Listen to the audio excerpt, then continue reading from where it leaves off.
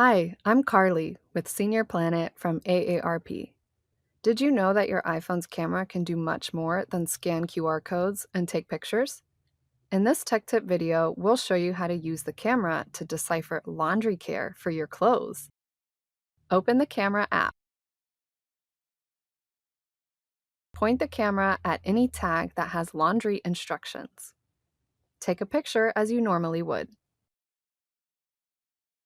And then tap the thumbnail of the picture in the bottom left corner to open it. Tap the information icon. Then tap Laundry Care. It may take a few moments to show up.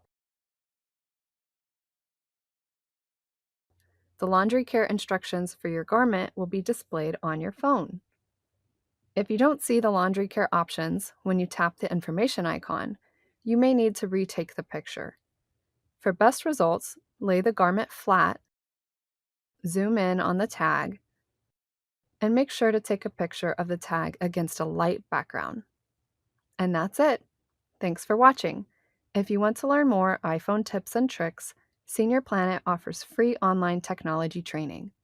Visit www.seniorplanet.org/smartphones to find upcoming live classes or call our toll-free hotline for more information at 888-713-3495.